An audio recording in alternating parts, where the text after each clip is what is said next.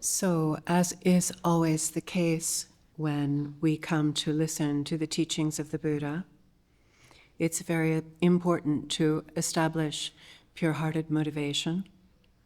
Like, the idea is that it's not just for you alone, but whatever changes or values you find in the teaching applied to your own mind then changes you. And changing you, your friend has a better friend. Changing you, your children have a better parent.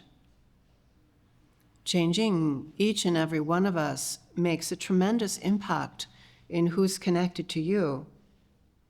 Even the dog is going to benefit by whatever qualities you aspire to, and even if you can't live up to them perfectly, you aspire to them and you move towards them, then you're going to be a different person in this world. Like one lamp in a dark room brings a lot of light. Even if it's a tiny lamp, it brings a lot of light to the room. Imagine then how much greater if the light is bigger, if the light is shining brightly. It isn't as much that it has to help us. It's nice that it will help you, but it's really that it helps the world. It helps your family. It helps your friends, your neighbors. Even it helps the guy in traffic when you're not an irritated person he meets on the road. That's a difference for him. It's a difference for everyone at the grocery store, in the bank. At first, we might not think that it makes such a difference because we want big things to happen. We want world peace. Rinpoche, when people would say to him that they just want peace, he would kind of go, like his stomach hurt. Because there's no way to produce that without changing yourself. That's not possible. And so in order to understand why Rinpoche would like demonstrate this tummy ache over the idea of personal peace and world peace, it requires a little bit of explanation. Então, como é sempre o caso nesses nossos encontros, quando a gente se junta para ouvir os ensinamentos do Buda, é importante que a gente estabeleça a motivação pura no nosso coração para ouvir esses ensinamentos. E a motivação pura significa essa ideia de que isso não sirva somente para você, não beneficie somente você, mas que através dos valores que você recebe aqui, você possa transformar a sua mente. E transformando você, os outros vão ter uma experiência melhor de você.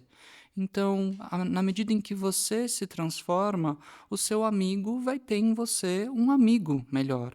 Ou os seus filhos terão em você um pai ou uma mãe melhor.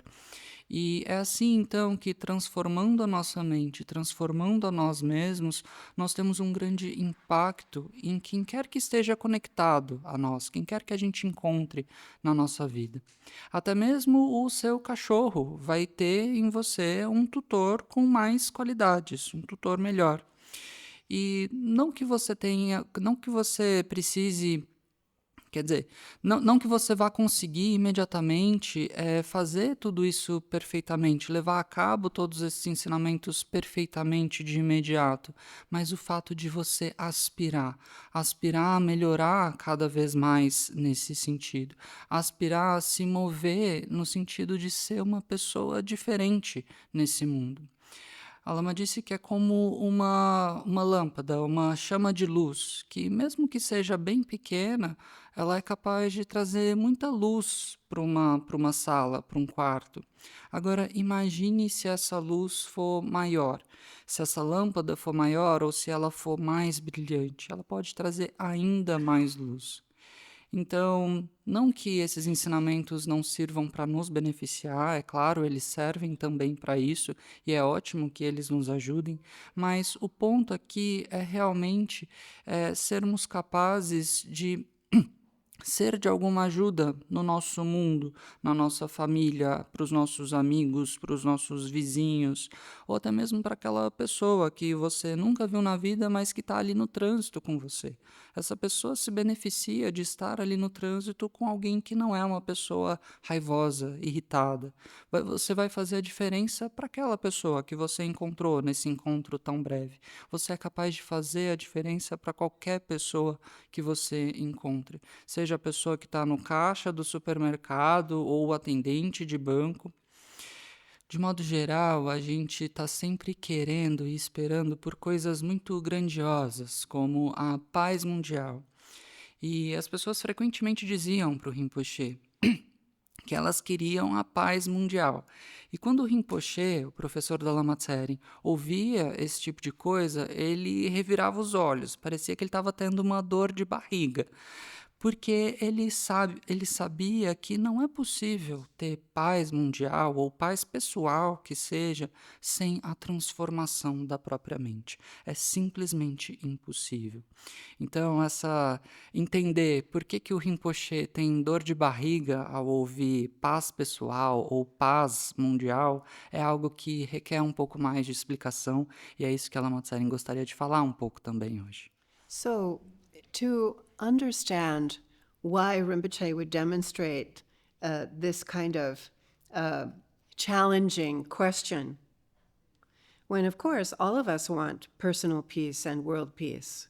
We all would like to be free of challenge and chaos and all the kinds of things that disturb us. I mean, right on down to the mosquito that's such an irritating factor in our lives. But what we learn from the Buddhas and the Bodhisattvas and the great masters is that the outside world is a reflection of your own mind. Now, that's a very big statement, but you can see that in this world. You can see that. You can see that there are people who approach their life with joy and fulfillment and dignity and kindness and love. And though there are problems that they face in life, problems don't just go away. They have problems, but they have a different sensation over the challenges of life. They're not broken and ruined and miserable by the challenges of life, because they have a quality of inner resilience and beauty that they bring to the challenges of life. And this is not even people who know the Dharma or have the Dharma. These are just people with sort of personality traits that are already ripe in them, that they're good people, that they're kind people, that they're loving people. It doesn't mean that they don't have any problems, but they have something else they bring to the moment. And you and I, sitting next to them, you know, in a long line of a miserable, horrible long line, our world gets a little better around them. If there's someone who's delightful and happy and jubilant in the midst of that line with you, you get something from them. We know that. They're a pleasure to be around. We look forward to being around them. We're happy that we got stuck in the line by them, versus stuck in a line by a crab bucket. Crab bucket. Crabby bucket of crab bucket is like the name I used to use for Joey when he woke up in a bad mood, that he was just a dirty little bucket full of crabs. Okay, a crab bucket in the line. Like you're already not happy in the line, and you're there surrounded by crab buckets. You know, it's harder. So the Buddhas and the Bodhisattvas and the great masters are going a big step further than just good personality or charming qualities or someone who has nice temperament. They realize that there's something hiding our qualities. It's like we have a mask on, and we've had the mask on so long we don't realize that this mask we wear isn't really who we are. And we've become accustomed to the mask. Now we're afraid to take the mask off. I mean, if it comes off at all, it's really pretty gludado now that we are so accustomed to this mask. We've just identified, wrongly identified, with a superficiality. And so the Buddhas and the Bodhisattvas are saying, there's a problem that we can change. We can remove the mask, and the light of your own qualities will radiate, will show for you and also for those connected to you. So in Buddhist terms, we call this purifying karma. This mask we have is not really true. It's superficial. Aha. We think it's true. Who I am, what I feel, what I think, it's really true. Oh, I don't like you because you don't agree with me. You are in the other camp of people. You're not my people. And we have all kinds of problems that occur because we don't understand who we are because of the mask on our own mind. And so what do? We try to change everybody else. We try to make everybody else be peaceful in the world, play nice on the school ground children. And we demand of the world to produce peace when we are part of the problem. And most people, I don't want to sound judgmental, but most people are just really trying their best to change everybody else. They somehow think they're innocent. And we're not free of karma. We have these habits of ordinary mind, and we have these projections of like and dislike and good and bad and want and not want and success and failure, blah, blah, blah. Goes on and on and on. Because we have to purify our own mind. Our own mind has a problem. Trying to change everybody else isn't going to work. It's like if you put blue ink in your eyes. Wherever you look, the world becomes blue. That's not the fact that the world is blue. It's that you have ink in your eyes. This is the problem of unenlightened beings. We don't understand the way that our mind is working. Our mind is working within a division. A subjective, objective division. That I observe what is not me.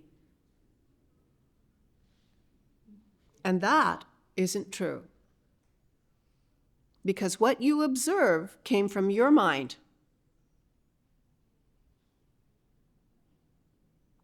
Now, that's a big hurdle for most people. to understand that what you see is what your mind gives you, not what's really there. What you see, your eyes, your ears, your reflections about good and bad, all come from you. And then you paint the world, good and bad, like and dislike. And we don't understand that. So, the point of the path then taught by the Buddha is that you have to change your own mind. You have to understand the real problem isn't everybody else. It's the mind. Now, that doesn't mean just because you change your mind, everything is going to be okay, because everybody has a mind. This is what's happening to all of them. They think they're seeing the world. That crab bucket in line beside you thinks they're seeing this terrible world. And next to you, that lovely lady with a sweet disposition thinks she's seeing the real world.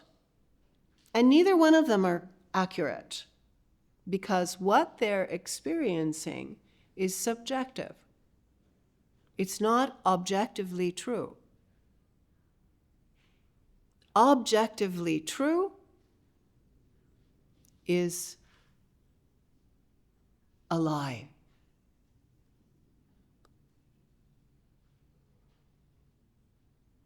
It's a misunderstanding. And yet we believe it. Like someone believing a dream. It may be happening, but it's not true. It's certainly not objectively true. It's your dream.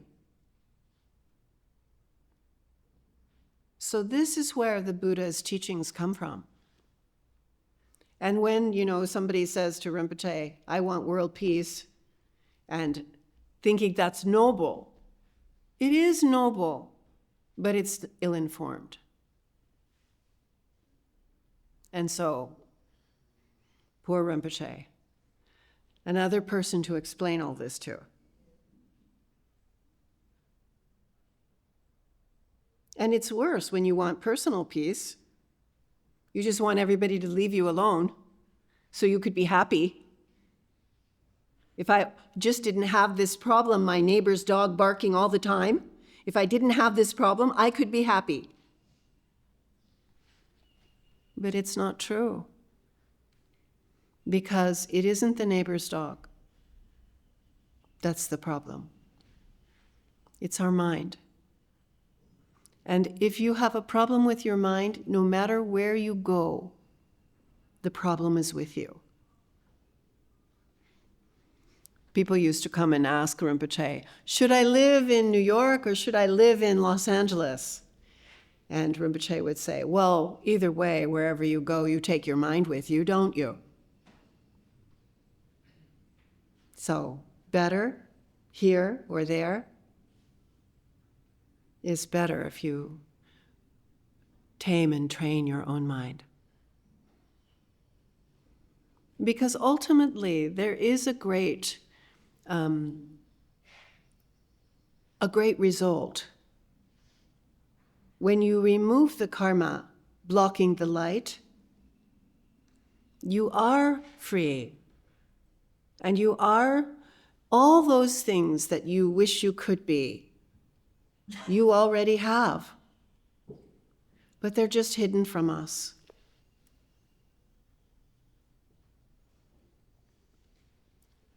Not by somebody else. They're hidden from us by our own mind. Our mask.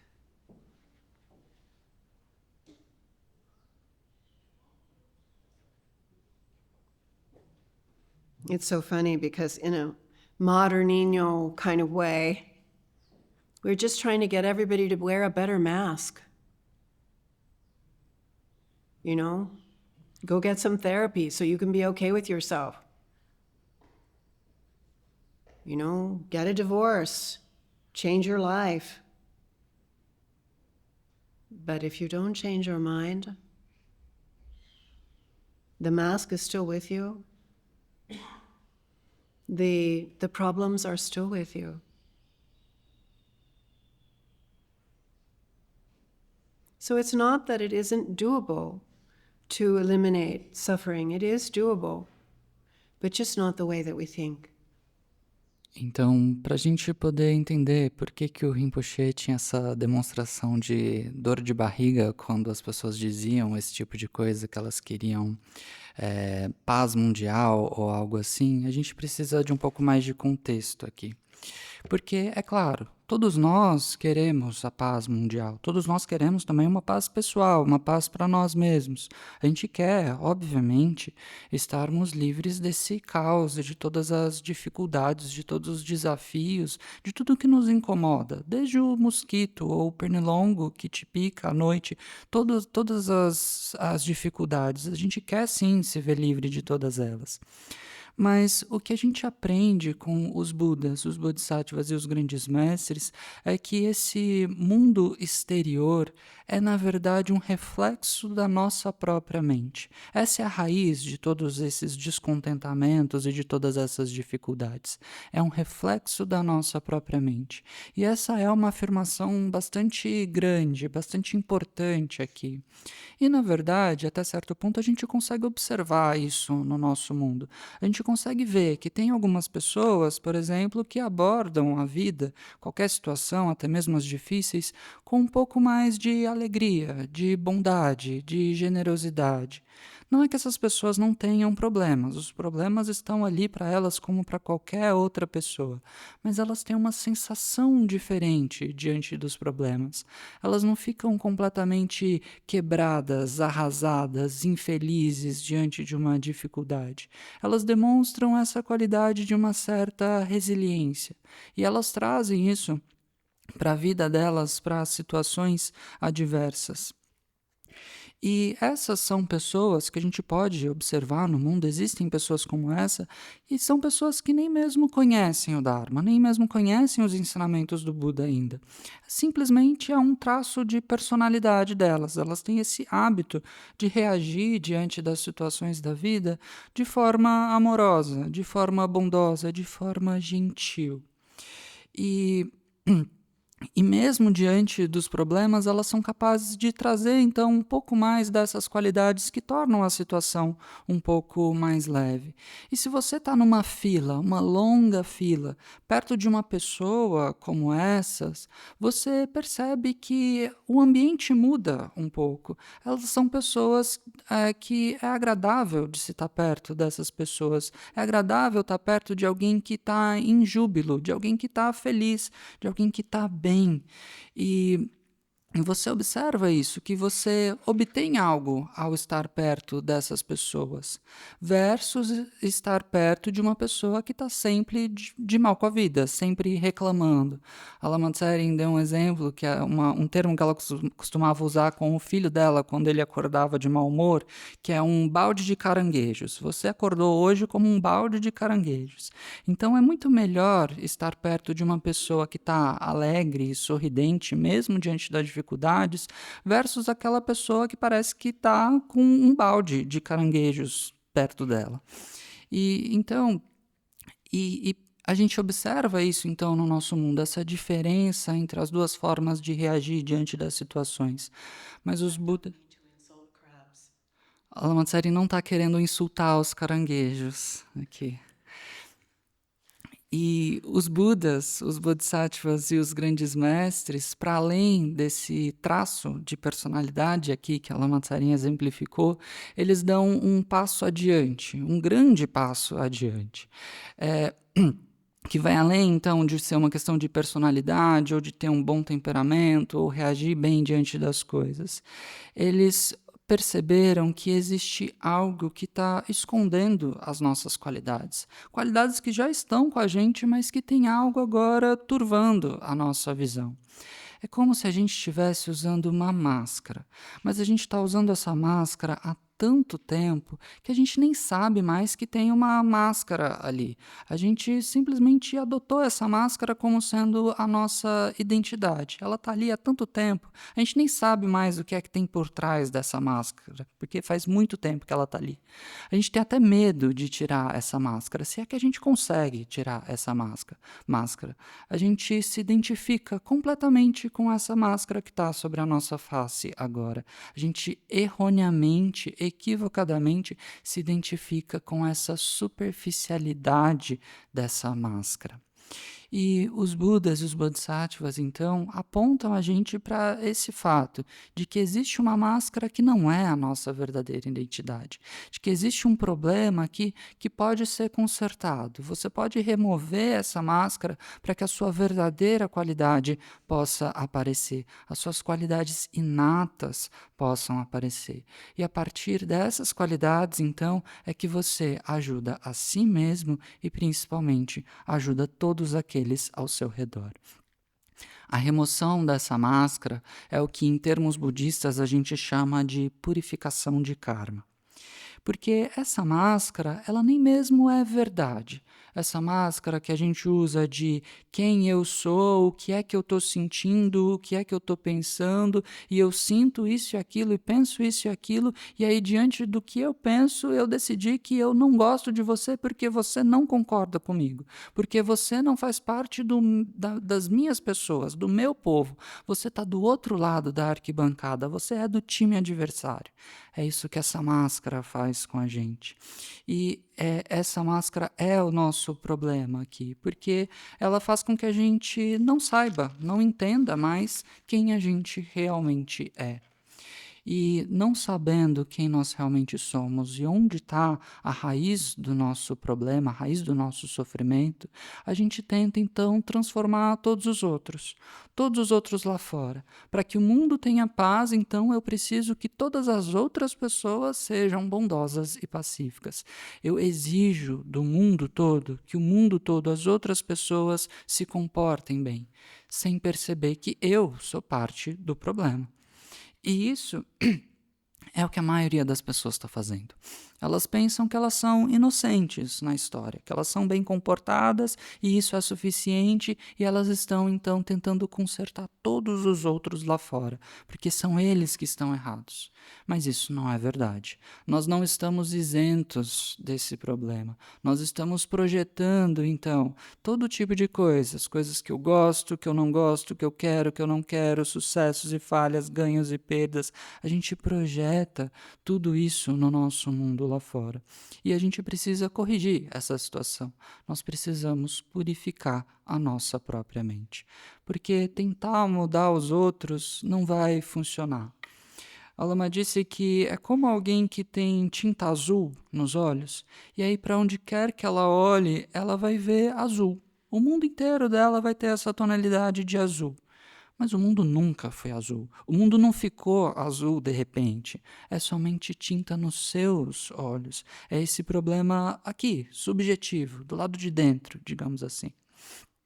E o problema, justamente, dos seres não iluminados é esse: é não saber como é que a nossa mente está funcionando.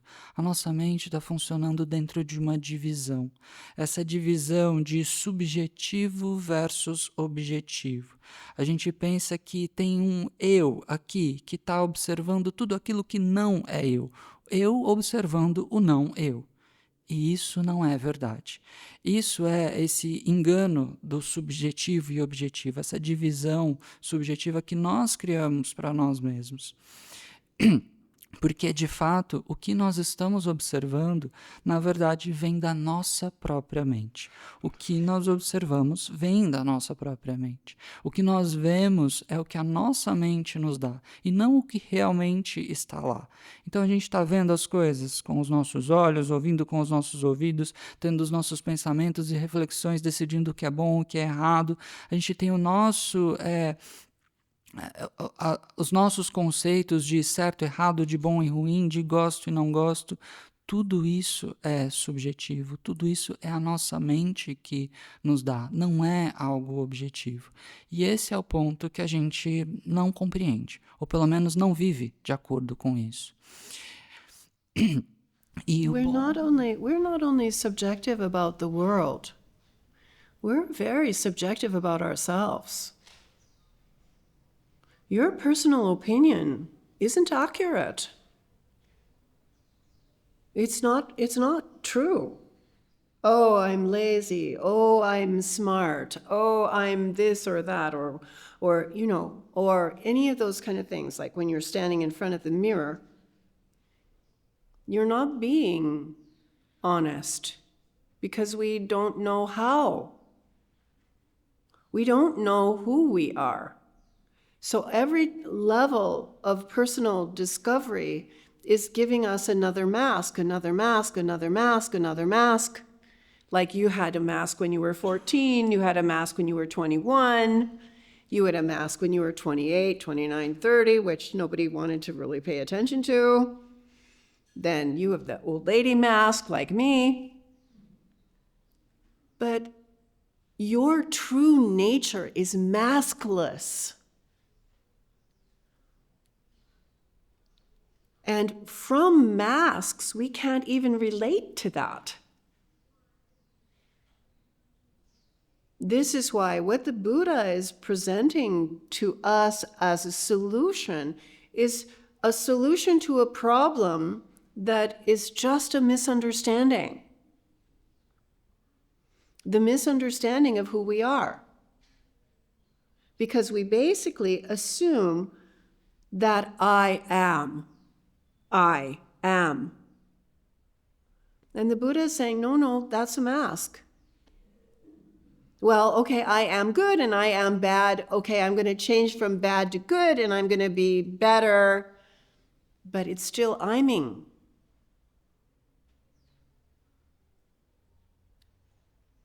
And as long as we are I'm-ing, I'm using it as a verb.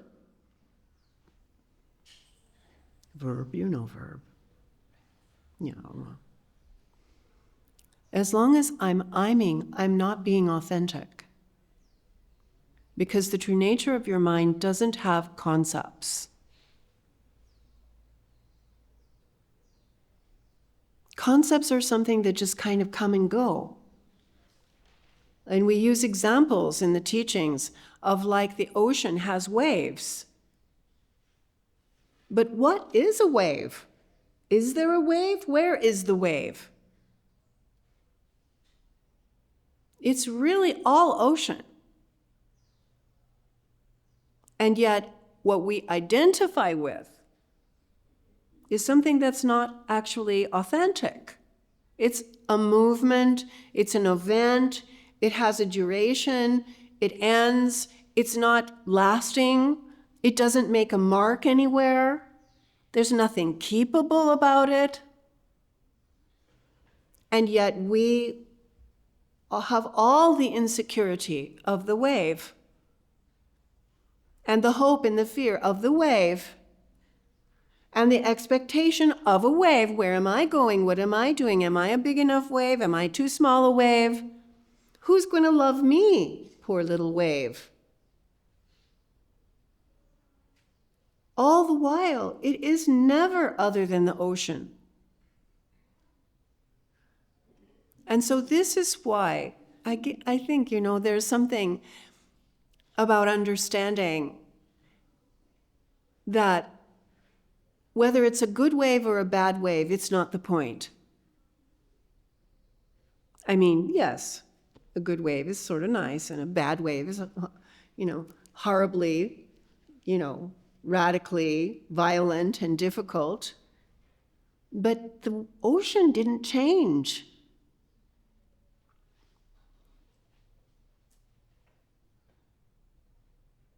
So fixing waves is not going to fix anything.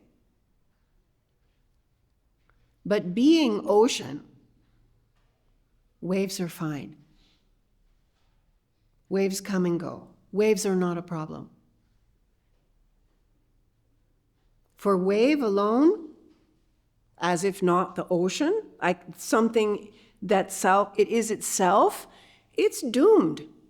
That wave is doomed. Because it's impermanent. E nós não somos subjetivos somente sobre o nosso mundo, ou a nossa opinião sobre o mundo. Nós somos muito subjetivos sobre nós mesmos. A nossa opinião pessoal, ela não é correta. Quer você se ache uma pessoa muito preguiçosa ou muito esperta, qualquer dessas coisas que você diz para si mesmo e se identifica diante do espelho, nada disso é verdadeiro. Nada disso é honesto, nada disso é quem você realmente é. Então, na verdade, toda descoberta que a gente faz sobre nós mesmos não passa de mais uma máscara, é mais uma máscara sobre mais uma máscara, e aí você descobre mais alguma coisa sobre si mesmo, aquilo é mais uma máscara. E aí você tem uma máscara quando você tem 14 anos. Quando você faz 21, essa máscara já é outra. Com 28, você adota uma nova máscara, ou talvez você seja como a Lama Tsering, que adota uma máscara de uma senhora já mais velha. E enquanto que a nossa verdadeira natureza, ela não tem máscaras, ela é completamente isenta de máscara. E nesse nosso mundo de máscara, a gente se relaciona assim com o mundo, nesse nosso mundo de máscaras, a gente nem consegue se relacionar com isso. A gente não consegue conceber algo que é completamente sem máscara. E essa é que é a solução apresentada pelo Buda. E, na verdade, a solução para um problema que, na verdade, não passa de um equívoco, não passa de um mal entendido. Nem é um problema real, é um mero mal entendido. No entanto, a gente faz esse tipo de conclusão, a gente comete esse mal entendido, esse equívoco o tempo todo. A gente conclui que eu sou.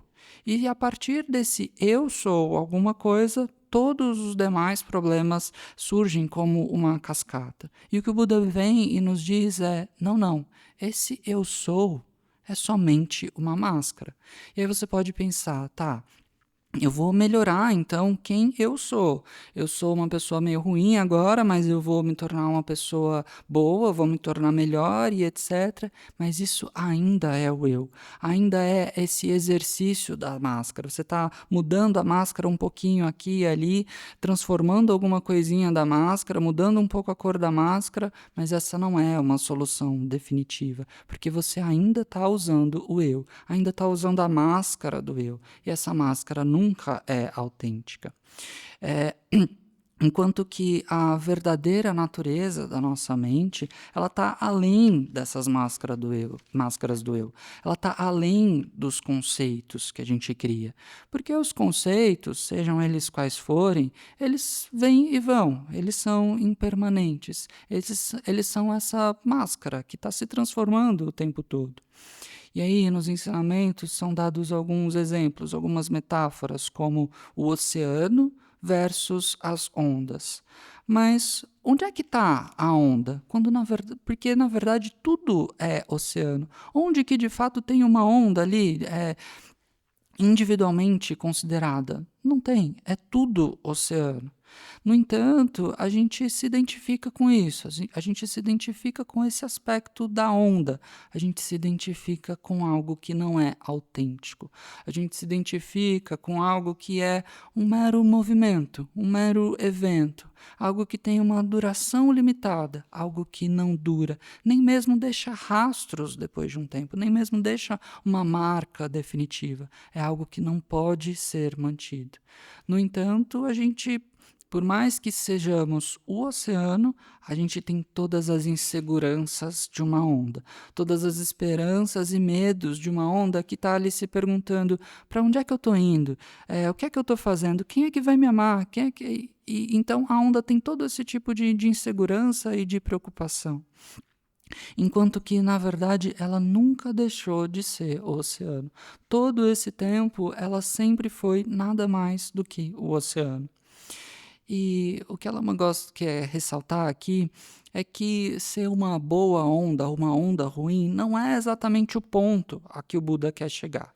É claro, ser uma onda boa, agradável, é muito melhor, é algo interessante.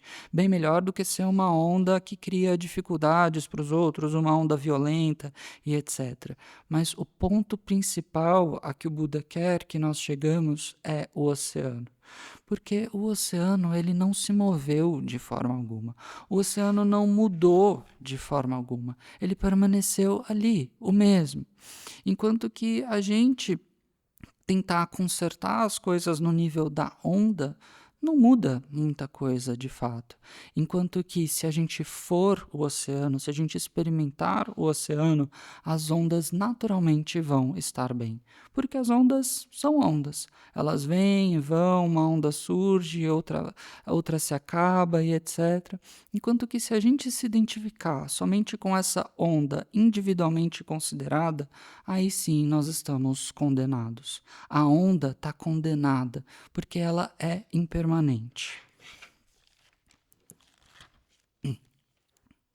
Então, é por isso que o ponto do caminho explicitado pelo Buda é de mudar a nossa própria mente. Entender que o problema não está com todos os outros lá fora.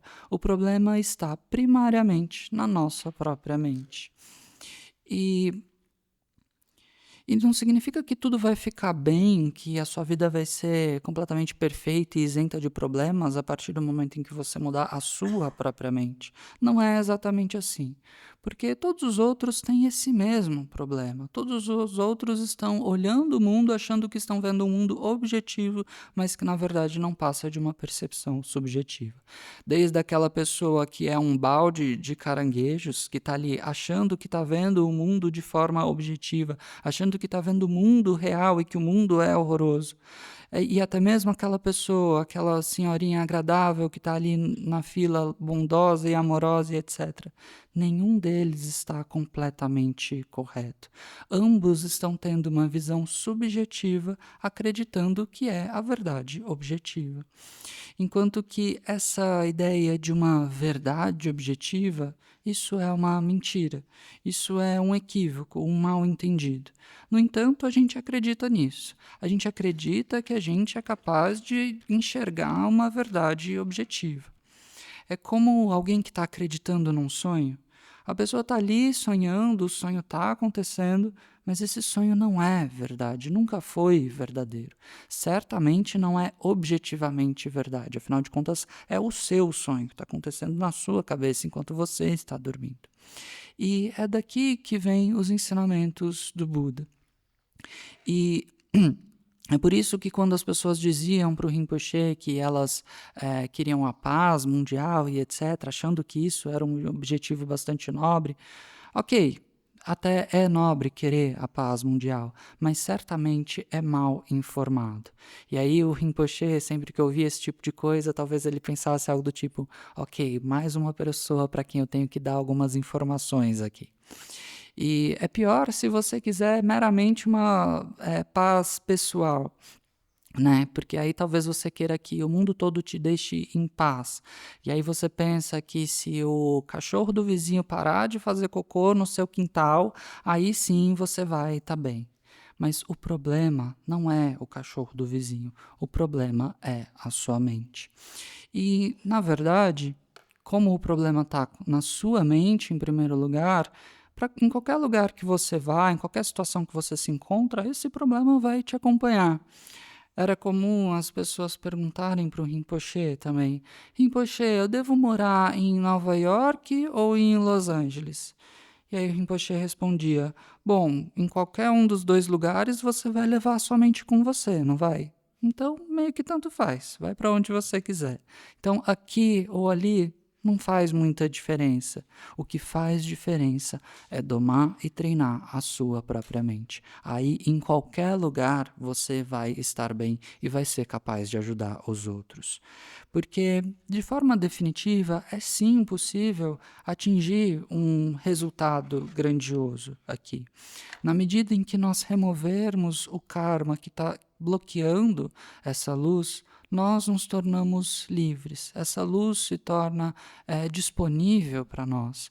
E todas as coisas que nós desejamos, na verdade, nós já temos todas elas, mas elas estão obscurecidas por esse karma. Na medida em que ele é removido, essas coisas se tornam disponíveis para nós.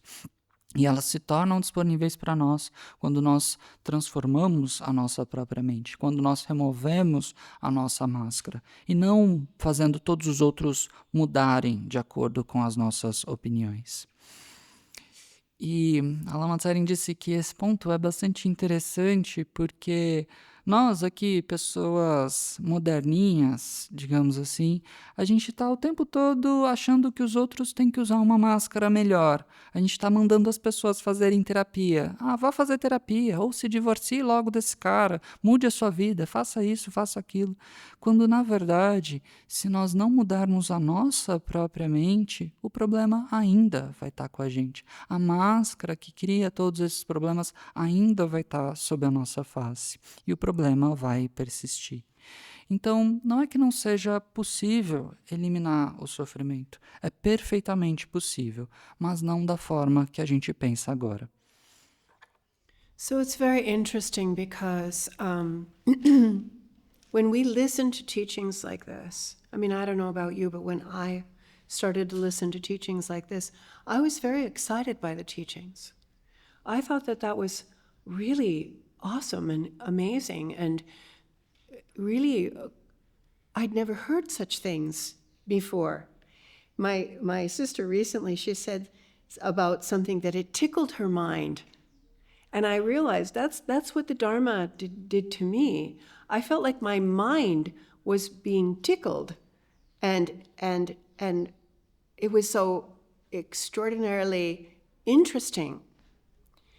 But even though you might feel that way, that you could listen and learn so much, and it's fascinating, and it's like, what interesting things to think about and all that, you're still breathing. You're still blinking. You're still moving from the morning to the night. You're still on your way to die. That's not stopping. We are on a track from the moment that we're born until the moment that we die. We have only so much time in this world. That is the fact that we are impermanent. We're not the only thing impermanent. The world itself is impermanent. We're all upset because of El Nino. We are heartbroken for Europe and Spain and France and people losing their homes. At least, hopefully not their lives, but their lives and their homes and their world are impermanent. Somehow we just sort of skip that part. We just pretend that's not true. But if you pretend long enough, death will arrive. And that's why the teachings are meant just to stimulate and tickle your mind. They're not meant for that. They're meant to make you pay attention, notice, wake up. Because yes, what is happening to you, not being able to get what you want and not being able to prevent what you don't want, and how successful or what a fail you are at being happy. Like, I want to be happy. Everything you do, every decision you make is being driven by the same urges. Why you argue with someone? Because you want something. You think you're right. You think they're wrong. You think you're the only one who knows. But every moment you're breathing and your eyes are blinking and your life is passing.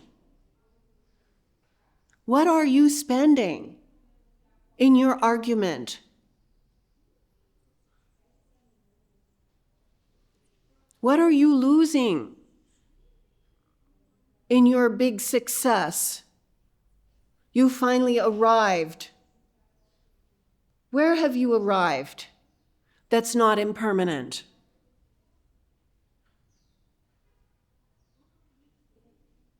This is the point, is that, yes, we need to understand what is happening. But more than that, you got to get to the business. You got to get to the business of changing your own mind. And I'm telling you, it's not the priority. We want to change everything else. We want to make everything else happen. And to the tiniest minutia of trying to make everything else happen. But we're not paying attention to the real story here. You are breathing. You are blinking. You don't get to stay here. This doesn't remain. At best, it's a parking spot. The duration of this life. At best. And even then, we don't even stay in the same place with our parking spot. We're just moving around the parking. My husband, my ex-husband, who is now deceased, my previous husband, he used to call me the queen of metaphors, so I'm warning you. I will switch metaphors 1,000 times in the middle of an explanation. So now we're in a parking lot. We're not really arrived anywhere. We're just in the parking lot. And not only that, we're just trying to get the best parking spot. And we think we won because we got the best parking spot? And then we're mad at the guy who parked too close to the line? These people! We have to change our own mind. This is the point of the Buddhist teaching. It's not just that you understand, but of course, if you don't understand, you won't change your own mind. So you're supposed to be able to use your intelligence to facilitate changes in you. And the question is, are you? And you have to be honest. Are you just trying to change everybody else? Are you just trying to be happy with your parking spot in this, I don't know, never really arriving place? So you're fortunate, you here listening, are fortunate because you can follow what's being said to you. But just understanding the ideas is still captivity in nothing better than a parking spot, because it's not keepable. That is the real sad truth. This is not keepable. Don't get comfortable. Comfort is robbing you of something. You have to cut back and open up to show what's authentic there. In that way, it is possible to find fulfillment and well-being and realization.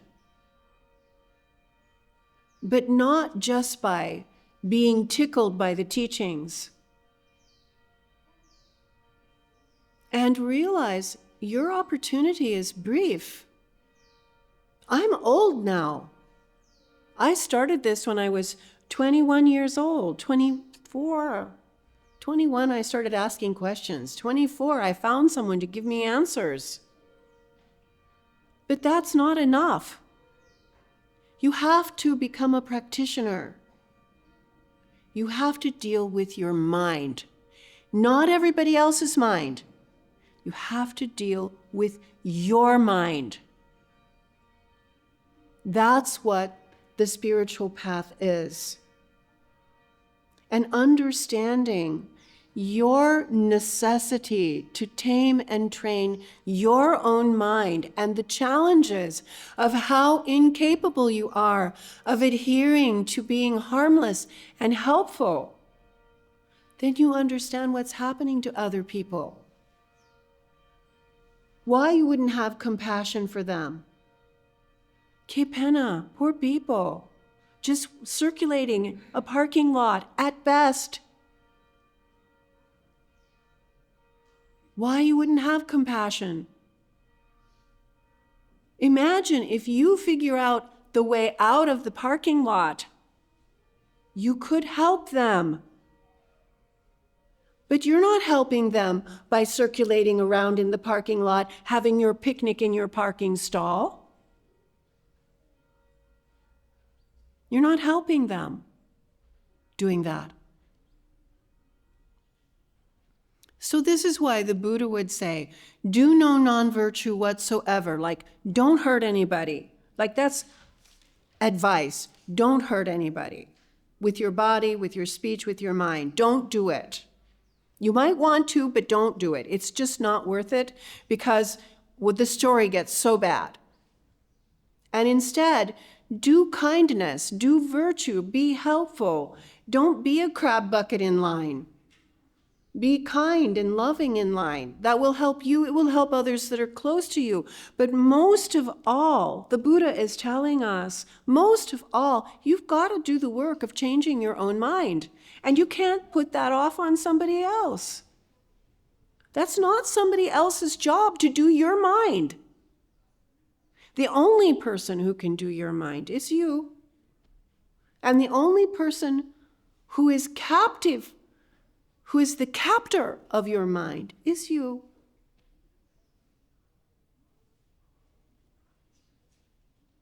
This is where a person turns from a kind of a sympathizer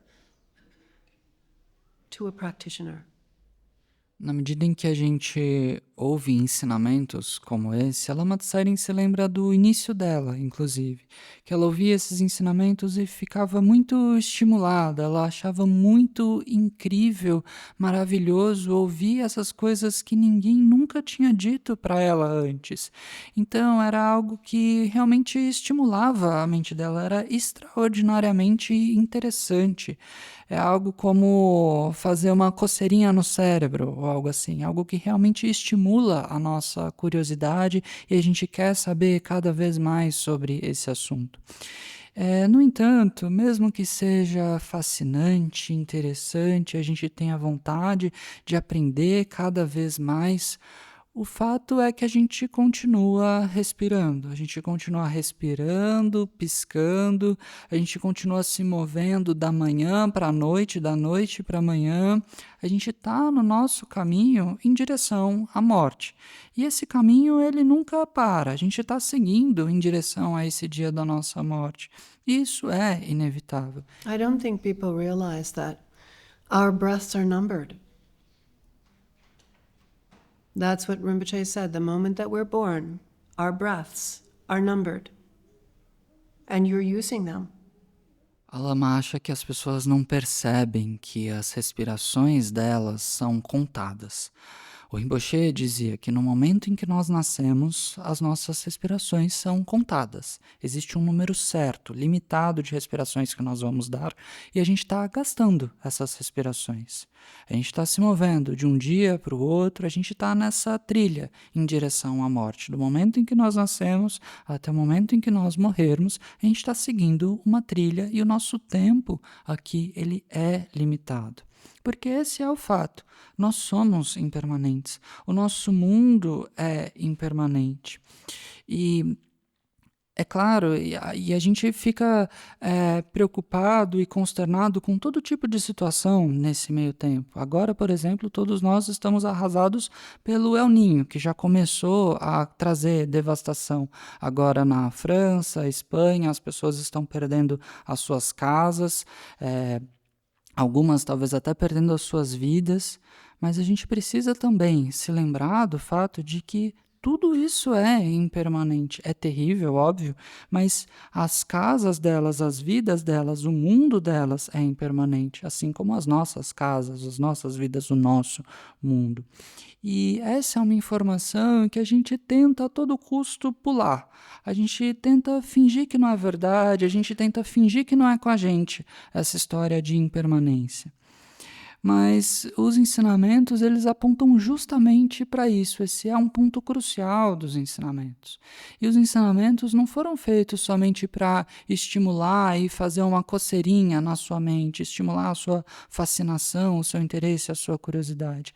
O propósito dos ensinamentos é fazer você despertar, é fazer você despertar completamente dessa situação, é encontrar uma solução definitiva para isso.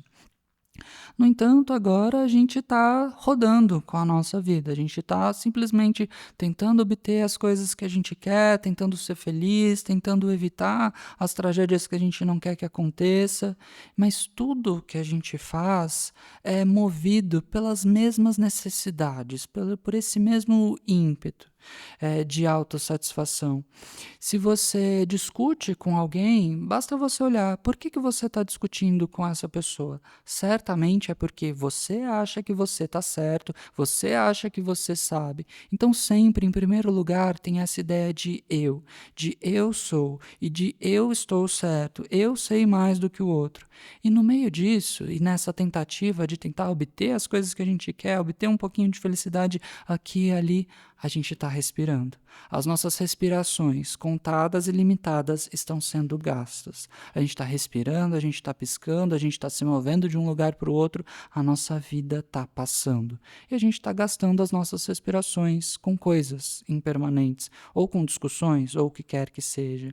E a Lama nos pergunta, o que é que a gente está realmente perdendo quando a gente perde tudo isso.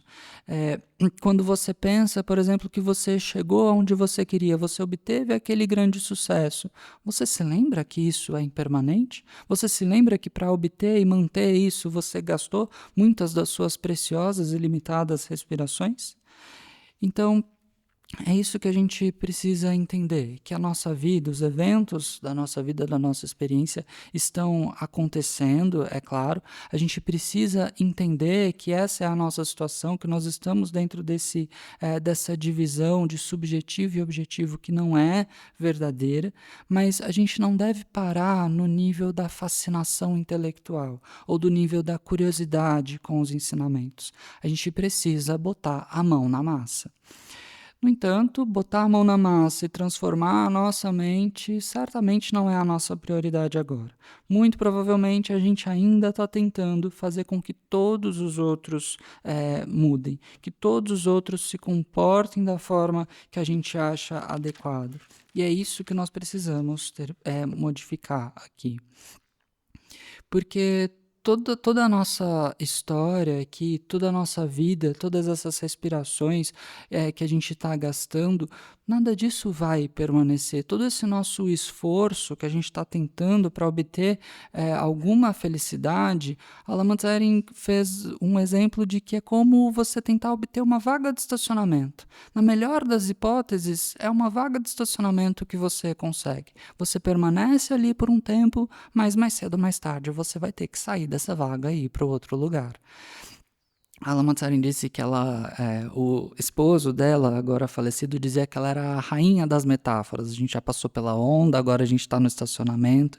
E o fato é que na nossa vida é como se a gente estivesse rodando no estacionamento, vendo as vagas aqui e ali, a gente para numa, não, aquela vaga é melhor, aí vai para outra vaga, e aí a gente fica com raiva da pessoa que estacionou muito próximo ali da linha, está quase encostando no seu carro. Como é que a pessoa pode fazer uma coisa dessas?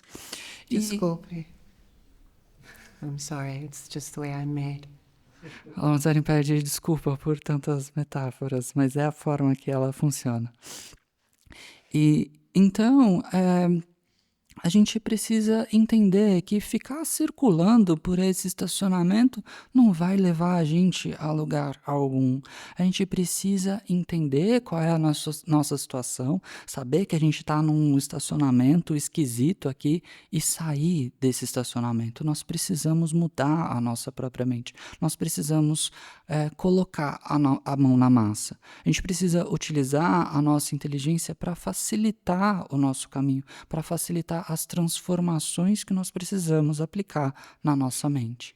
E a questão que fica é: a gente está realmente fazendo isso? A gente está colocando a mão na massa? A gente está mudando a nossa própria mente ou a gente está só ficando ali fascinado, interessado com os ensinamentos, sem fazer muita coisa a respeito? E aqui é o momento em que a gente precisa ser realmente honesto com o que é que a gente está fazendo de fato com a nossa mente. Você está tentando mudar todos os outros, achando que você está sempre certo?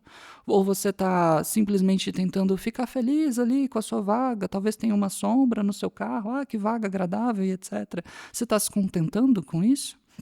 Ou você nem mesmo está parando em vaga alguma, você está simplesmente rodando pelo estacionamento sem parar, sem chegar a lugar algum. Então, o fato é que nós somos, em primeiro lugar, muito afortunados por sermos capazes de receber esse tipo de informação aqui, sermos capazes de entender e seguir as palavras que estão sendo ditas aqui. Mas ficar no nível das ideias significa que a gente ainda está preso, a gente ainda está cativo. O nível das ideias e da fascinação intelectual não é capaz de nos tirar desse estacionamento. Porque essa nossa experiência de agora, ela não pode ser mantida. Então a gente não pode ficar confortável demais, porque se a gente ficar muito confortável, esse conforto ele está roubando algo de nós. Ele está roubando o nosso tempo, roubando as nossas respirações. A gente precisa realmente se abrir para ver o que é que tem de autêntico ali em nós, para ver o que tem de realmente verdadeiro nessa situação toda. E é dessa forma, né, realmente mudando a nossa própria mente, que nós podemos encontrar satisfação, bem-estar e realização definitivas. Não é somente tendo essa coceirinha mental pelos ensinamentos. Isso não é suficiente. A Lama Tsering disse que agora ela já é mais velha, mas ela está trilhando esse caminho já há um tempo, e ela vê o tempo passando. Está muito na cara que o tempo passa e ele é limitado. Com 21 anos, ela começou a fazer esse tipo de pergunta, questionamento. Aos 24, ela encontrou alguém capaz de responder às perguntas dela. E ela vem praticando então desde então. O fato é esse: nós precisamos nos tornar um praticante, precisamos nos tornar uma dessas pessoas que lidam com a própria mente, em vez de tentar mudar a mente dos outros. É isso que é seguir o caminho ensinado pelo Buda, é lidar com a própria mente, transformar, domar e treinar a sua própria mente. E a gente deve se questionar se a gente está realmente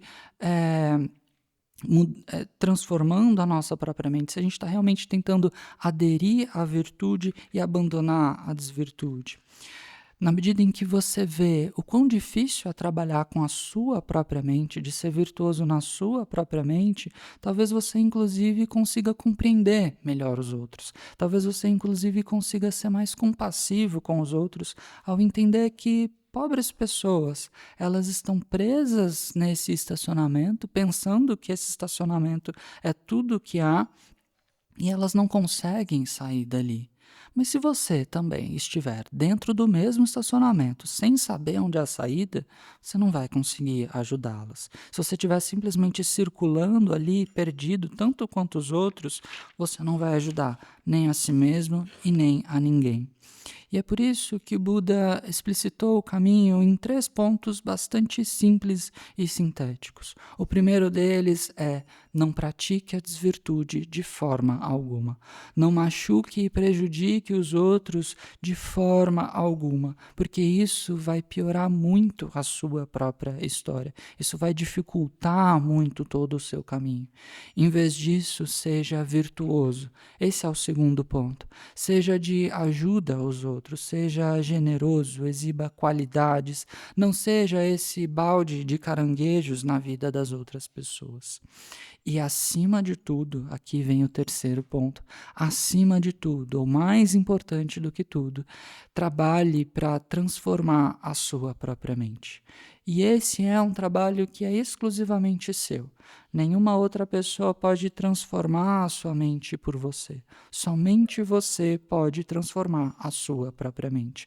Porque o carcereiro da sua mente é você mesmo. E é aqui que você deve transformar as coisas. E é na medida em que a gente entende isso e se aplica de fato a isso, é assim que a gente se transforma de um mero simpatizante dos ensinamentos para um efetivo praticante. So there's no lack of raw material to work with your own mind. We are full of challenges. There's lots that is covering the light of our true awareness, our intrinsic wisdom. There's so much to be done with your own mind. We have 4 big problems. The first category of great big problem are the poisons of our own mind. That we have ignorance, because we don't understand, we have desire. Because we don't understand, we get angry at what we cannot have. And what we don't understand is that all of these poisons of the mind can be purified, can be removed, can be transformed. There are different ways to go about doing that. We have so many problems of mind. For example, we just think we know. Oh, I know. I mean, who questions that? Well, okay, I don't know. Well, you're still knowing that you don't know, right? So you're still doing, I know. That's called pride. That's superiority. Superiority always has inferiority. I know.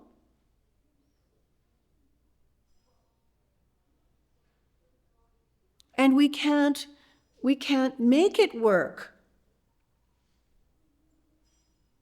We think everybody else makes it work. So we compare. We compare ignorance. And we compare and we think, well, I'm as good as, no, I'm not as good as, I'm this and I'm that. Comparing a poison that's already in place and judging that.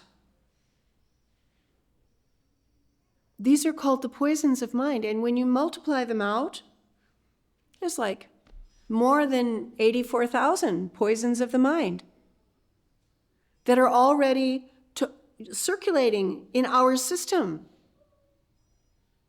of personal mind.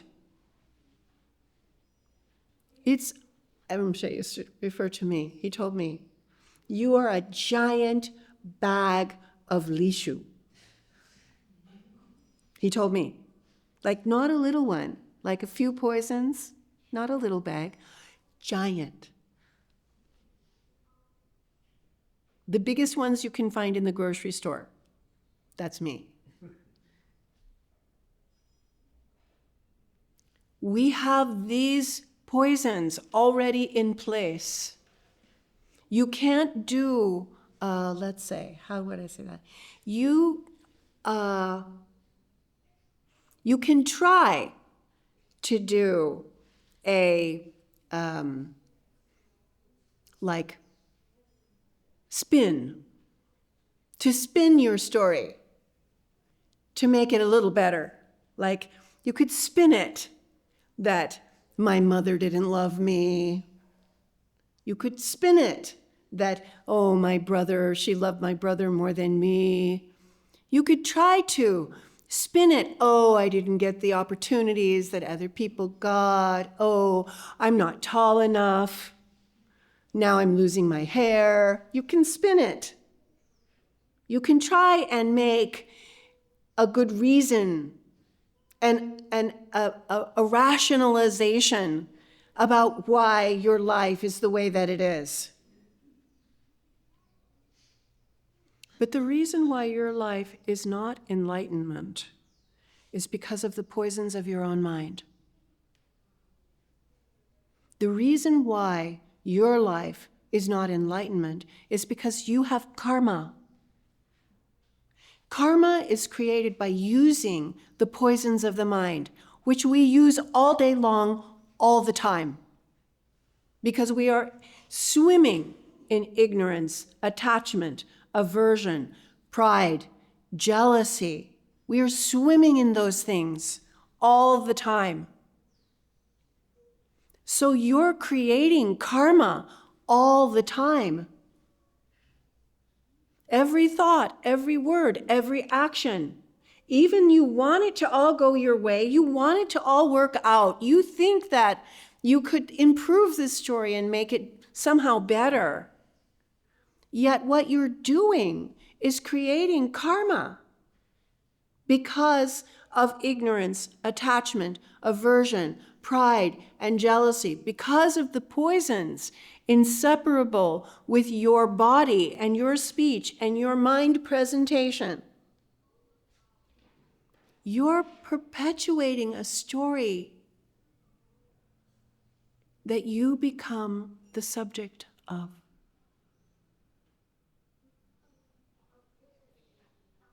And Rinpoche used to say, he said, it's like reading a book. At a certain point, you're writing the book. Paragraph by paragraph, page by page, you're writing this book. And you're using ignorance, attachment, pride, jealousy, anger. You're using it with your body and your speech and your mind and your story and your spin. And you're writing a story. You're writing a book. Well, there comes a moment you become the reader of the book. Now you're helpless to what's written on that page. You can enjoy the glory of impermanent success, but it fails. It fades. It crumbles. And worse, the story is bad and we behave badly. You know, we get upset. Oh my, how terrible, this story is awful. We become angry with our own mind again. We become greedy with our own mind again. What about me? What about me? And there, even we're reading the book, we're writing the next book. This is called karma. Every thought, every word, every action, positive, negative, or neutral, embraced by your body, your physicality, by your speech, your verbality, by your actions, your mind.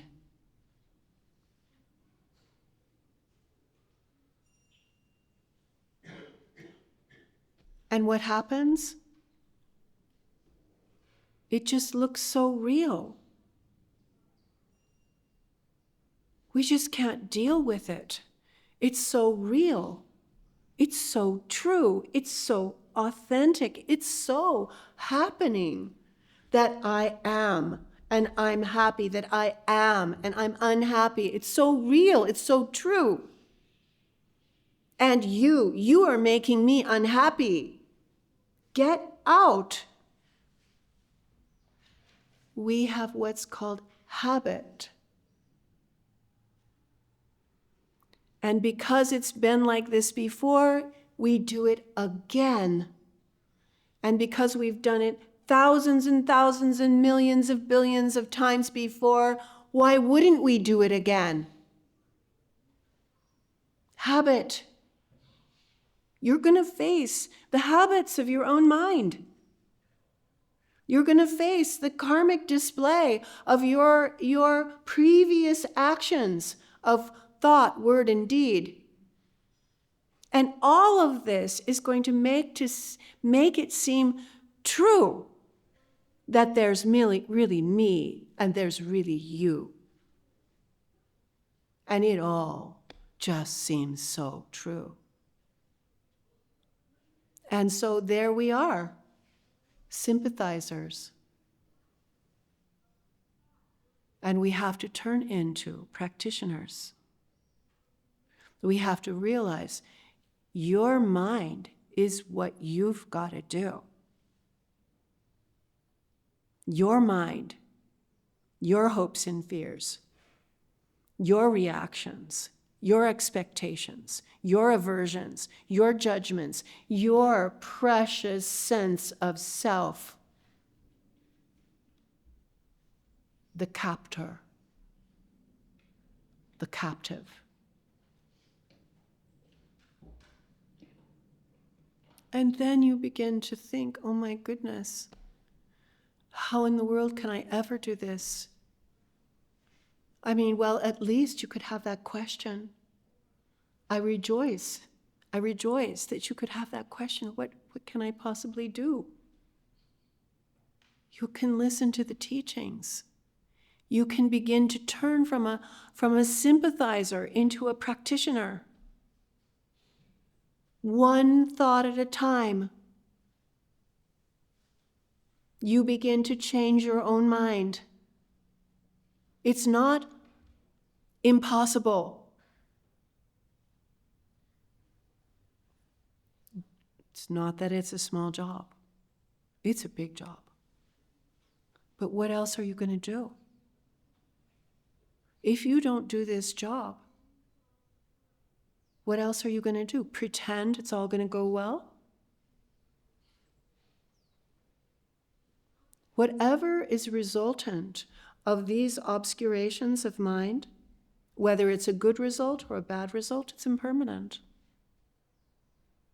And you're still just caught writing the book and reading the book, writing the book and living the story, writing the book, living the story, reacting to the story, writing the book, living the book on and on and on and on. And it doesn't get better. It wouldn't be so bad if it would just sort of get better. It doesn't get better. That's why the Buddha is basically saying to us, look, this isn't going to work. You have to practice. You have to take care of your mind because your mind is doing things in a way that will only cause you suffering. And not only you are going to suffer this way, anyone who has this mistaken sense of I, they are going to suffer. And even if the suffering is impermanent, another suffering arises. And another. Until you purify the poisons of your mind, until you resolve karma, until you eliminate habit, and you finally resolve that division that's you and other, then you're free. Your light is uncovered. Every step, a little bit goes away of this covering, but it's so thick that, wow, it takes a long time before you ever really start to even see a glow of your true nature. But in one way or the other, it has to be done. There isn't an option.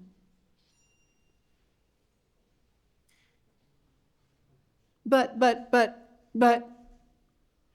I need to do this and I need to do that. Hear it again. I need to go here. I need to go there. I have things to do. I have to climb Mount Everest. I have things to do. And what will people think of me?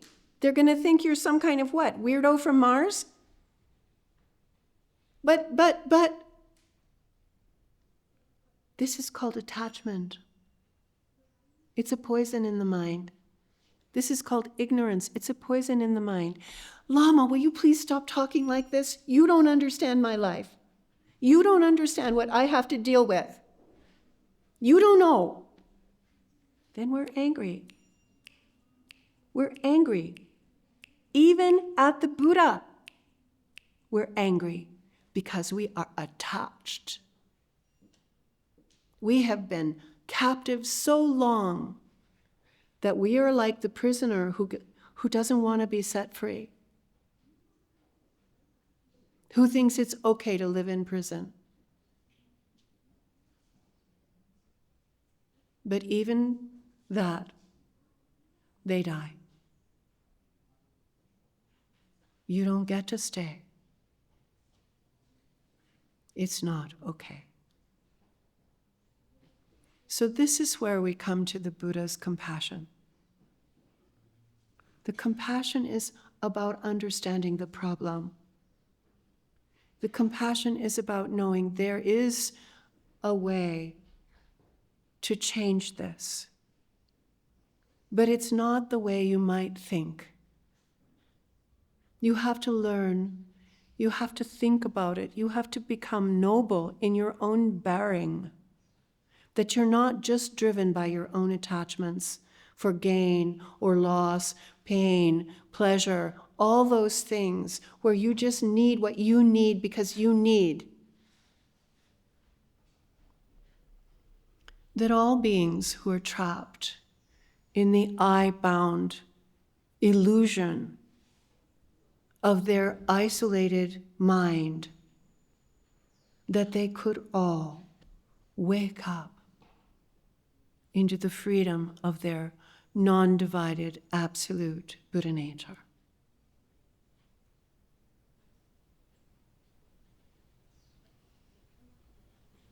You got to move, people, from sympathizer to practitioner. And we don't have long to do that.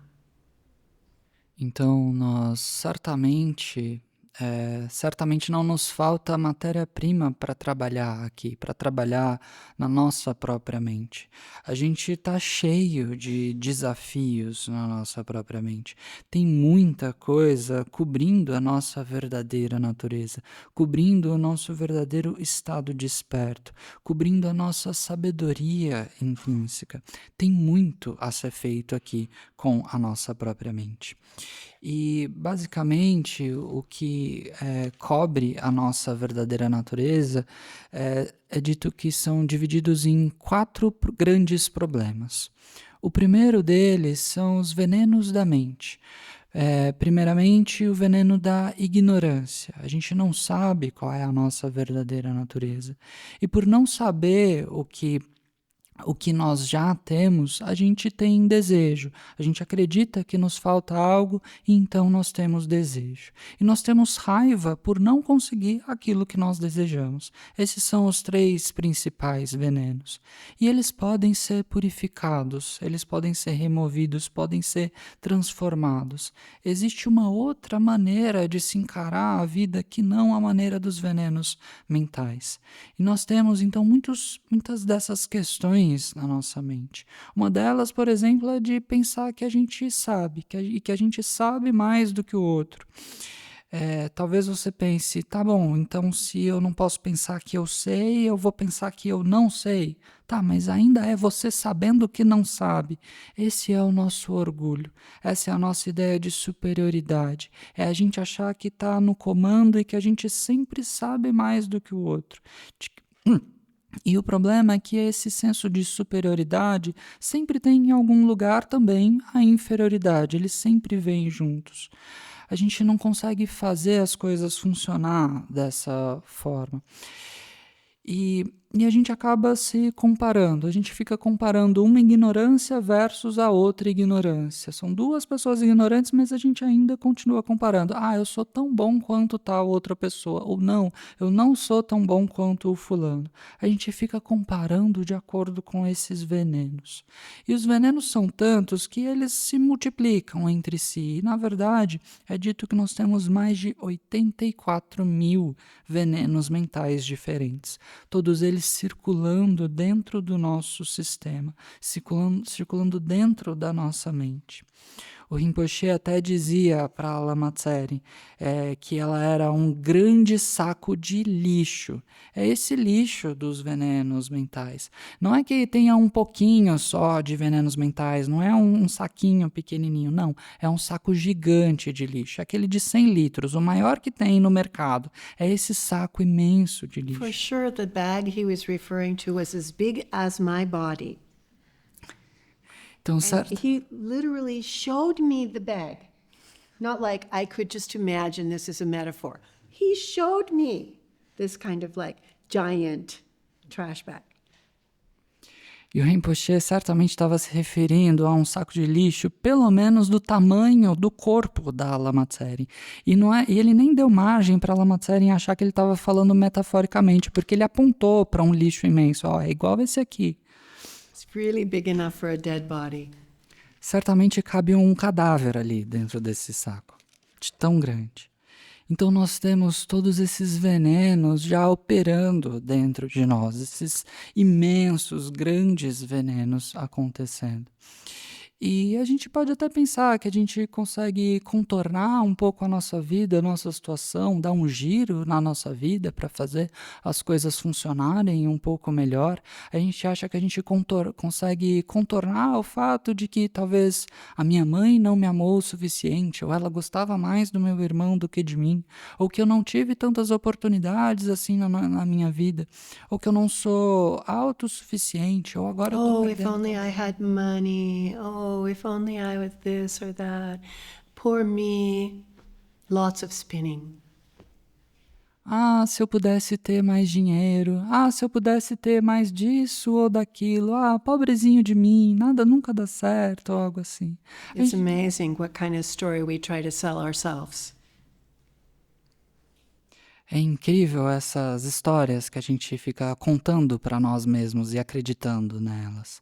E a gente pode criar todo tipo de racionalização, todo tipo de teoria sobre por que a nossa vida é como é e por que nós temos as dificuldades que nós temos. And I'm trying. I'm trying so hard. E eu tô tentando tanto, mas nunca dá certo. E a razão pela qual a nossa vida é assim, na verdade a razão pela qual a nossa vida não é a iluminação completa é por causa dos venenos da mente. É porque nós temos karma também. O karma que é criado toda vez que nós usamos os venenos da mente. E nós estamos usando os venenos da mente o tempo todo, o dia todo. A gente está nadando de braçada em orgulho, aversão, apego, ignorância, inveja. Então a gente está criando karma o tempo todo. A gente está usando os venenos da mente e através desses venenos da mente, criando ações de corpo, de fala e de mente e com todo tipo de pensamento, palavra ou ação, nós estamos criando karma.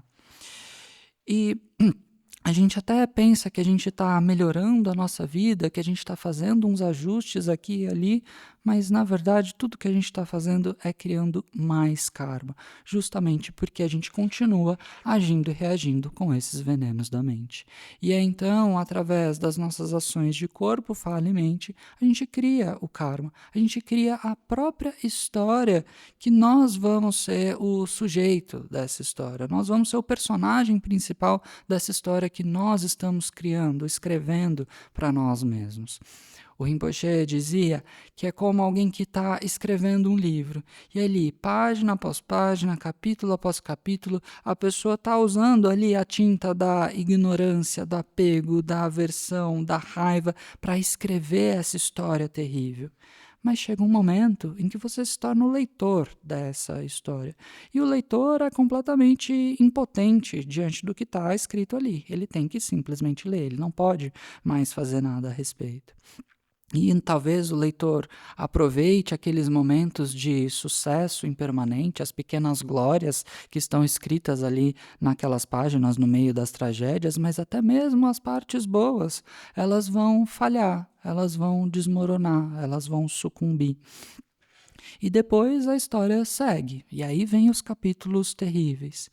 E é assim que a gente se torna cada vez mais, lendo aquela história terrível, a gente cria mais e mais venenos da mente, venenos na mente para nós mesmos. E na medida em que a gente está lendo aquela história, na verdade a gente está com a outra mão ali escrevendo o próximo livro. A gente faz as duas coisas ao mesmo tempo. Então, ao mesmo tempo em que a gente está lendo a história que escreveu no passado, cada pensamento, palavra e ação, todos os nossos movimentos de corpo, fala e mente estão criando karma. Toda a nossa verbalidade, toda a nossa fisicalidade, a nossa mente, principalmente, está criando karma o tempo todo. Está escrevendo essa nossa história. E o que acontece? Nós nos tornamos o personagem dessa história que a gente está escrevendo. E aí as coisas parecem muito reais, muito concretas, tangíveis, verdadeiras, autênticas, porque está acontecendo, não está na cara que está acontecendo. Está acontecendo o que eu sou, e eu sou feliz, ou eu sou infeliz, e eu quero isso, ou eu quero aquilo. E parece muito verdadeiro para nós, parece muito real. E aí é esse momento em que a gente olha para o mundo lá fora e tenta encontrar o que há de errado. E a gente imediatamente aponta para o outro e diz: você está me fazendo infeliz, então você tem que sair daqui, agora. Porque a gente tem o hábito. A gente tem o hábito de reagir dessa maneira. O hábito de apontar para o outro e achar que ele é a razão da nossa infelicidade. Porque nós fizemos isso tantas vezes antes que agora a gente faz mais uma vez. Esse hábito já está criado. Nós fizemos milhões de vezes que agora se torna natural fazer mais uma vez. E é assim, então, que a gente encara a exibição kármica das nossas ações, palavras e pensamentos anteriores.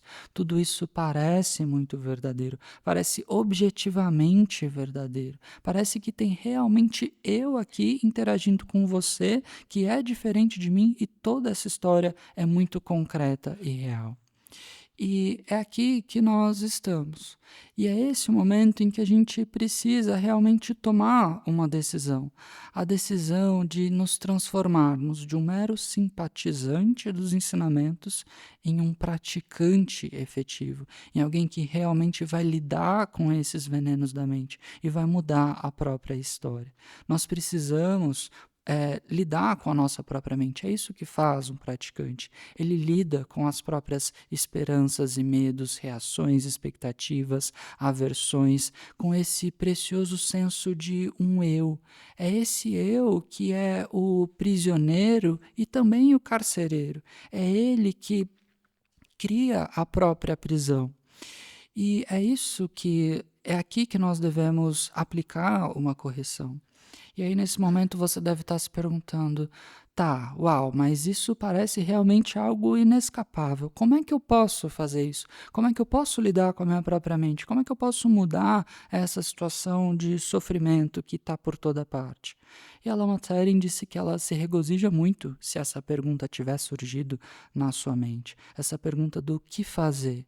E o que você pode fazer é ouvir os ensinamentos. O que você pode fazer é deixar de ser um mero simpatizante e se tornar um praticante. Se tornar um praticante um pensamento por vez. Lidar com cada pensamento que surgir, com cada veneno mental que surgir. É assim que você começa a transformar a sua mente. Esse não é um trabalho impossível. Ele certamente não é um trabalho pequeno. Afinal de contas, nós somos um saco gigante de lixo. Mas se não isso, o que é que a gente vai fazer? Qual que é a outra opção? A gente vai simplesmente continuar fingindo que as coisas vão dar certo no final? A gente já sabe que isso não é verdade. Porque os bons resultados ou os maus resultados, os sucessos, as falhas, tudo isso é impermanente. A gente está aqui escrevendo o próximo livro enquanto a gente lê o livro que nós escrevemos anteriormente, e a gente está vivendo essa história, agindo e reagindo de novo, de novo e de novo, criando essa história sem fim, essa história infindável e que muitas vezes vai mal. Ela não melhora sozinho, não é algo que vai simplesmente dar certo no final. Não vai ter um final feliz por si só. E é por isso, então, que o Buda disse que essa nossa abordagem atual, a abordagem dos venenos mentais, ela não vai funcionar. Nós precisamos praticar, nós precisamos mudar a nossa própria mente, porque a forma com a qual a nossa mente está funcionando agora é uma forma que produz apenas sofrimento. E qualquer pessoa que tem esse senso de eu, qualquer pessoa que tem esse eu operando dentro da sua própria mente, dirigindo a mente, essa pessoa está criando sofrimento para si mesma. E é claro, os sofrimentos também são impermanentes, mas um sofrimento acaba e certamente outro vai surgir logo mais. A menos que nós resolvamos definitivamente o karma, a menos que a gente elimine completamente o hábito, a menos que a gente resolva esse senso de divisão entre eu e outro, o karma e o sofrimento vão continuar acontecendo. Na medida em que a gente resolve tudo isso, aí sim nós estamos livres. Aí sim a nossa luz é revelada, é descortinada. Agora o que está tampando, o que está bloqueando a nossa luz é algo muito grosso, muito numeroso. Então leva um certo tempo até que a gente consiga ver um mínimo feixe da nossa própria luz. Mas a gente precisa começar esse trabalho. De um jeito ou de outro, ele precisa ser feito. Não tem outra opção. E aí você pode argumentar contra e dizer, mas eu tenho muitas coisas para fazer, eu tenho muitas coisas para realizar, eu tenho que escalar o Monte Everest, eu ainda não escalei o Monte Everest, eu tenho que fazer isso. O que as pessoas vão pensar de mim se eu seguir esse caminho, essa história de venenos mentais, lidar com a minha própria mente? As pessoas vão me achar um esquisitão. E isso é, mais uma vez, o seu apego e a sua ignorância falando. Esses são os venenos mentais, mais uma vez. Eles são tão dominantes dentro de nós que a gente não consegue nem imaginar o que é não exercê-los. E aí você pode argumentar até mesmo com o Lama, falar, não, Lama Tsering, para por aí, porque você não entende a minha vida, você não sabe pelo que eu passei, você não sabe com o que eu tenho que lidar. Nós estamos com raiva, a gente está discutindo até mesmo com o Buda, porque nós temos apego à nossa situação atual. É como aquele prisioneiro que está aprisionado por tanto tempo que a prisão se tornou o lugar seguro dele. Ele nem quer mais sair da prisão, porque a prisão é tudo o que ele conhece agora. E sendo que, na verdade, nem mesmo nessa prisão a gente continua, porque a gente morre e outra prisão vai surgir, e outra prisão diferente.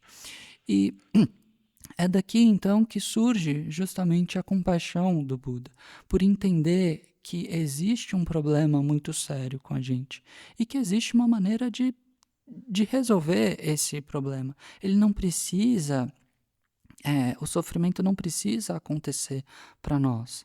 E para isso a gente precisa aprender. A gente precisa pensar a respeito dos ensinamentos. Porque todos os seres estão presos nessa mesma ilusão dessa mente isolada, dessa mente dividida. Todos eles estão com o mesmo problema e todos eles precisam despertar para a liberdade da sua natureza absoluta e não dividida. E isso só pode ser feito quando se move de ser um mero simpatizante para um praticante dos ensinamentos. E a gente tem um tempo limitado para fazer isso. So Rinpoche would teach in this way. This is why I know how to teach in this way, because I listened to Rinpoche teach this way for years and years and years and years and years. And contemplating and reflecting and asking questions has been my path to clarify understanding, but it has to move to a path that will produce freedom for you and for the others connected to you. But many people are not going to do this. This isn't a group sport. This is not you do this because you think you're going to have, friends, or you think that you're going to have, family, or you're going to find a wife or a husband, or you're going to get a job or something like that. This isn't about any of those things. And many people are going to just be on the track of following those worldly things until they die. And then the karma will change, and they will have whatever kind of future life they're able to produce by their life. So Rinpoche said, the best thing you can do with this life is to use it to attain enlightenment. That's the best thing you can do. But if you're not going to do that, you're really not going to, Rinpoche still had advice for you. He said, even if you're not going to pursue the path, you should understand that this life is a pleasure. He literally called it a picnic. He didn't say picnic very well when Rinpoche said picnic. It sounded a lot like pregnant. And I would tease him and I would tell him, no, Rinpoche, pregnant is not a picnic. And we would have a little game there every time. And he would still say, life is your picnic. This is the life you have waited for. This is the life you have wished to have. No matter how many little difficulties you face in this life, like tooth decay and sickness and aging and death and not getting what you want and not being able to prevent what you don't want, this is not always little, these things. Still, this is your picnic. And he used an example. He said, it's like as if you have worked hard for lifetimes after lifetimes after lifetimes, and suddenly your boss walks through and notices you and says, wow, you've worked so hard, you've been so loyal, you've done such a good job for so long. Take the day off. Go home. Take the day off. And the feeling that you have to be able to shamelessly enjoy your day, that's this life. You have worked so many lifetimes to get to this life. This one. Not another one. Not better somewhere else later. This one. This is the picnic. And it doesn't last long. We don't live long lives. Even if you live to be 100, it's not very long. And you, men, worse than women, you don't live long. So enjoy your life. Enjoy it. Enjoy that you woke up again for one more day. Oh, bah, I didn't die in the night. Great. I've got one more day. I don't know if I'll have two. Because we don't know when death will come. Death never comes wrongly. When it comes, it's time. It's over. So enjoy today. Be kind. Don't use today to be vicious, to be argumentative, to be critical, to be awful to whoever's around you. Don't be a crab bucket. Instead, shine a little bit of that fortune that you have on others. And when death does come, Don't be one of those people that regrets all the things you should have done. Live your life so that you don't regret when you die. You shouldn't do in this life what you're going to regret on your deathbed. Don't do it. That doesn't mean become a stone and just ignore that you did things that were harmful and aggressive and violent and you don't regret it. It doesn't mean that at all. It means you will regret what you do on your deathbed, so don't do it. This is what Rinpoche was saying. And be kind. There's no time for fighting and arguing. Be patient. It's okay. It's okay. It's a little difficult. It's okay. You can do that. You can do that. It's okay. He said it's like when you go home from your day off and you call your friend and you say, I got the afternoon off. Come on over. You know, I got a half a bottle of wine. Let's go sit on the roof. And as soon as you get to the roof with your half a bottle of cheap wine, you start fighting over who sits on which side of the blanket. And the day doesn't last. So enjoy your life. Be kind. Be loving. Be compassionate. These are Rinpoche's advice. Então, essa era a maneira que o Rinpoche ensinava. E essa é a maneira como a Lama Tsering ensina hoje, porque por anos e anos ela ouviu os ensinamentos do Rinpoche. E ela adotou, então, como caminho dela contemplar esses ensinamentos, refletir sobre os ensinamentos, fazer perguntas que surgirem sobre esses ensinamentos, obter as respostas e praticar. Esse é o caminho da Lama Tsering. Mas ela sabe que muitas pessoas não vão fazer isso. E esse não é um esporte coletivo aqui que a gente está jogando. Não é sobre ter um grupinho para você mesmo. Não é sobre fazer amigos ou vir aqui e talvez encontrar uma esposa, um esposo. Não é sobre isso. E muitas pessoas estão nessa trilha de buscar essas coisas mais comuns, mais mundanas do dia a dia. E o Rinpoche, ele sempre dizia que o melhor que você pode fazer com a sua vida é usar a sua vida como um caminho para a iluminação. Mas se você for o tipo de pessoa que não vai fazer isso, o Rinpoche também tem um conselho para você. O Rinpoche ainda tem um conselho para as pessoas que não vão buscar a iluminação. Se você não vai fazer o melhor uso da sua vida, que é buscar a iluminação, então você deve pelo menos aproveitar essa vida. Você deve entender que essa vida é um grande prazer.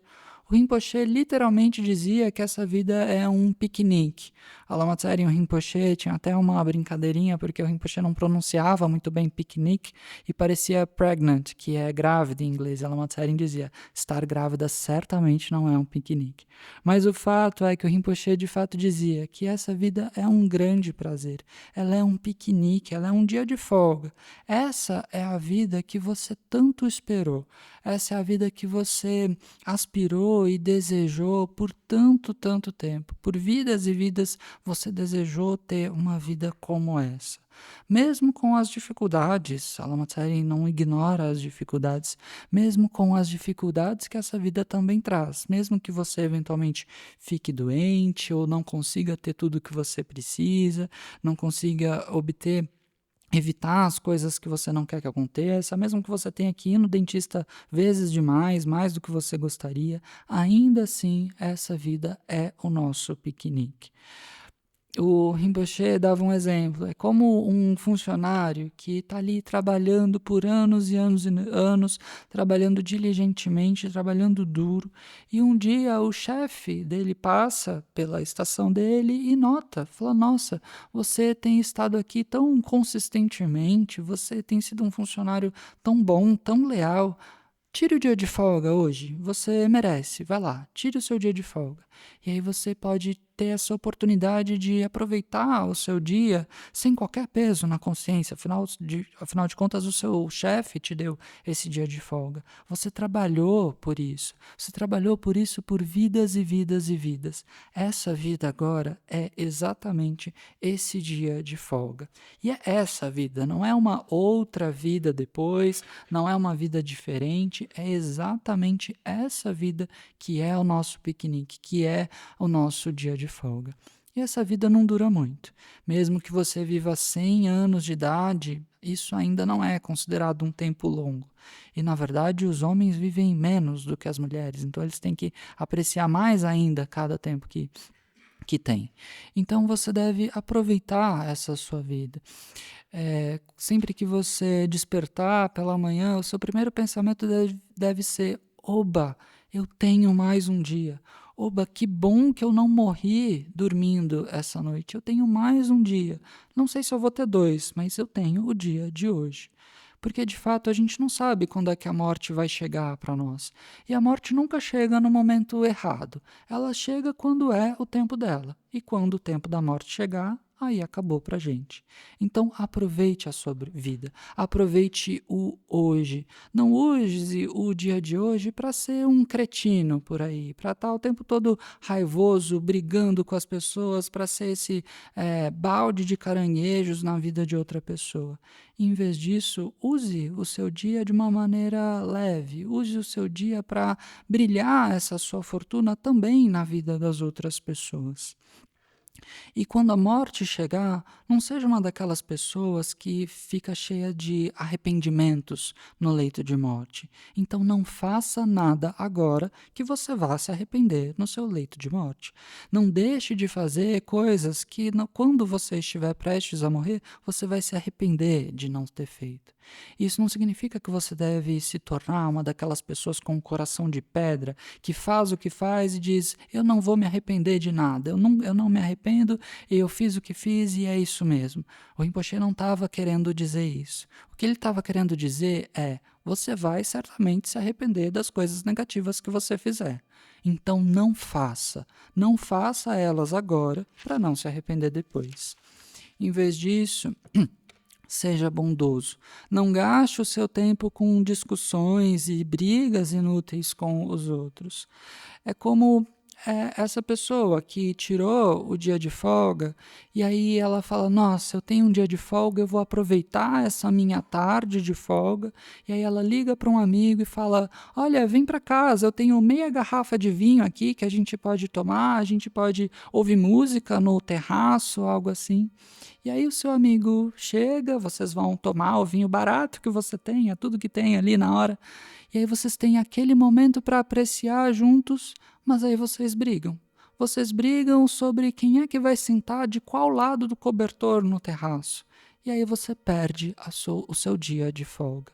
Em vez disso, então, aproveite o seu dia de folga, aproveite a sua vida e seja bondoso, seja amoroso, seja compassivo. Esse foi o conselho do Rinpoche. Dedicate. Ao longo de minhas muitas vidas e até este momento, todas as virtudes que tenho alcançado, inclusive o mérito gerado por esta prática, e todos os que vier a conseguir, ofereço para o bem-estar dos seres sencientes. Possam a doença, a guerra, fome e sofrimento diminuir para todos os seres, enquanto sua sabedoria e compaixão aumentam nesta e em vidas futuras. Possa eu claramente perceber todas as experiências como sendo tão insubstanciais quanto o tecido do sonho durante a noite, e imediatamente despertar para perceber a manifestação de sabedoria pura no surgir de cada fenômeno. Sei eu rapidamente alcançar a iluminação para trabalhar sem cessar pela liberação de todos os seres sencientes. Budas e Bodhisattvas em conjunto, seja qual for sua motivação, sua ação benéfica e preces auspiciosas, seja qual for sua onisciência, realizações e poderes benévolos, e seja qual for sua imensa sabedoria, eu que igualmente venho para beneficiar os seres, rogo para que possa alcançar as mesmas qualidades. Neste exato momento, possam nem mesmo os nomes, doença, fome, guerra e sofrimento serem ouvidos pelas pessoas e nações da terra, mas possam sim sua conduta moral, mérito, riqueza e prosperidade crescer, e possam a suprema bem-aventurança e bem-estar sempre surgir para elas.